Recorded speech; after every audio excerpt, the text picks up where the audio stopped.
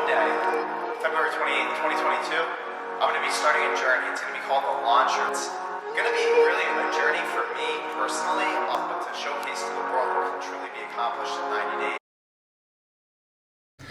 What's going on, everybody? Tuesday, March 8th, 2022, day 9 out of 90 on the launch series. Today, I'm going to be getting after some legs, and then I'm going to be covering macros. Yesterday was a completely off day for me, so I want to get it turned around 180, get back to it today, have a great workout, set myself up for a great day. A setback is just a setup for a comeback, so you know I'm going to be coming back hard today. I have a student that's going to be job shadowing with me today, so I'm excited for that. Going to be a good opportunity to give an 8th grader a behind-the-scenes look at what I do every day. So yeah, sit back, relax, and enjoy, and I will see you after leg day. I'm gonna take you through a little bit about my backstory, what landed us here, and then also I'm gonna show you what a normal day really looks like as a personal trainer and as a business owner, because I want you to see both sides of that. All right, and we're gonna be creating content for the blog. And today we're actually talking about nutrition, so I'm going to teach you. Jake's going to join us. Guys, Jake is an 8th grade student at Farnsworth Middle School, and he's job shadowing me for today. So I'm excited to be showing him a little bit about what I get to do and behind the scenes of Legacy. Alrighty, wow, I can't speak English. What's going on, everybody? It is currently 12:30 in the afternoon. I got Jake chilling in the office. He doesn't know how to calculate macros, neither do I, so we're going to figure it out together. Just kidding.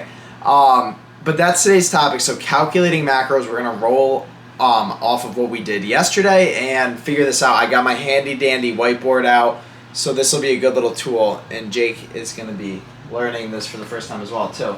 So in our example yesterday, the one that I used in the articles that I'm writing, it was a 200-pound male with a goal body weight of 170.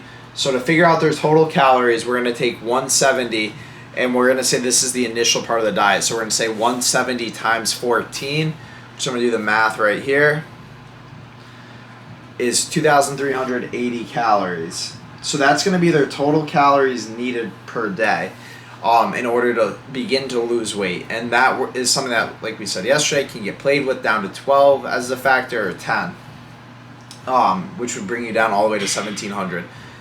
And I'm going to show you the way that we do that. So let's just say 2380 is starting calories, and that's times that factor of 14. And I'm going to give multiple examples. And then 2040 would be if we multiplied it by 12. So that'll be our next drop. And then 1700 would be the final push times 10. So those are going to be we'll say the 3 phases of dieting, 1, 2, and 3, what the calorie intake is going to be per day. The next question is protein. So a lot of people want to know about macronutrients, how many macros they should be consuming. At the end of the day, keep in mind, calories in versus calories out is the equation. So you actually, it doesn't matter really if it comes from fat, protein, carbs. You just want to make sure you're hitting this number. But there are, by hitting your protein, it'll help make sure that we keep our muscle tissue and all that. Fats are really good for hormone health, eye health, brain health, and we want to make sure that we're getting in adequate fats as well. Carbs, you've never heard of we've done no carb dieting. You don't need carbs, they're not essential, but fats and proteins are. Are you having fun yet, Jake? Yeah.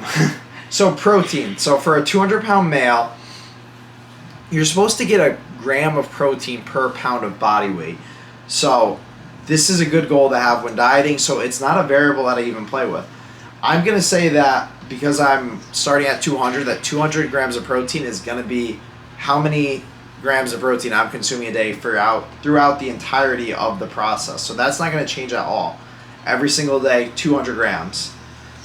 And then fats, we want fats to be 0.3 to 0.5 grams per pound of body weight. So let's say we're starting at 200 pounds, times 0.5 would be 100 grams of fat per day. Times 0.3 is going to be 60 grams of fat per day. So anywhere from 60 to 100 grams of fat per day is a healthy range. So I'm going to write all this down. But we got protein, 1 gram per pound and that's not going to change at all. Fats, we got 0.3 to 0.5 grams per pound. So that looks like that. So that means, and I want you to pick a number for this as well. So I'm going to say I like to be lower fat, higher in carbs. So I'm going to say 60 grams of fat for the entirety of my diet. Again, this doesn't change at all. Even as calories are dropping from 1, 2, and 3, I hope you guys can see this, but protein is staying the same at 200 and fat is staying the same at 60 all throughout the 3 phases of the dieting. And then you're going to be saying, well, how do we figure out how many carbs? So protein has 4 grams or 4 calories per gram, and fats have 9 calories per gram. So we're going to take 200, multiply it by 4, and get 800 calories coming from protein every day. Fat, we're going to do 60 times 9 calories per gram, which is 720. So we have a total of 1,520 calories coming from carbs or from fat and protein, which will leave us. Now I'm gonna do some guesstimation here. About 800. No, actually I'm not. 860 calories left from carbs for phase 1 of the dieting. So that would be 860 divided by 4 calories per gram of carb.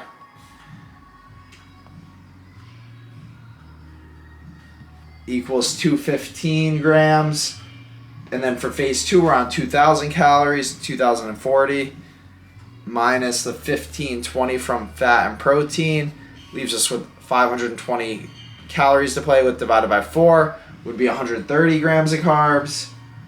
And then if we're in phase 3 of the dieting, we'd have 180 calories left, which would be just about 45 grams of carbs. That would be really digging. So that's how we calculate our macros for all 3 phases of the dieting. I'm going to be writing all this out in one of my articles, so you'll have plenty of access to viewing this in a little bit more detail and description. What do you think, Jake? Does this make any sense to you? A little bit. So protein stays the same, fats will always stay the same, but we still are going to have to adjust calories. So we always take away from carbs, because fats we need for like literally eye health, brain health, protein. If we start to take away protein, our body is more likely to break down muscle tissue, which what's the point of getting shredded if you have no muscle to show off underneath? So we want to keep protein high, which it stays the same.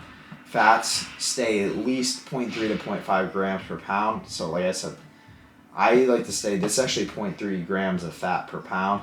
So it's like lower. It's on the lowest side of the range to stay healthy, but that's because I like to eat more carbs. So I try to keep these low, keep the carbs higher, just because I like carbs. And then the carbs are what drop from 215 to 130 to 45 all the way at the end, which 45 grams of carbs is like 2 apples a day. And that means like no. If you feel like you have to get wider, you can do that too.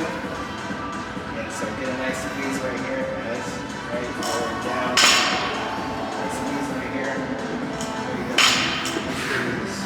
Nice.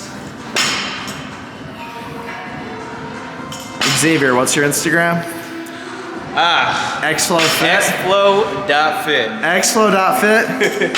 Walking Jake and I through sumo deadlifting today. Little clinic going on midday at the club. Bar straight over the middle of the toes, and I want you to think about pointing your toes towards the weight. That way you can open up your quads. You're not so, it's not so awkward. But if you point it, you open up the quads a little bit more, you give the bar a path to come straight up. It's just boom. Boom. So yeah, give it a try. Oh, look at that. Wow.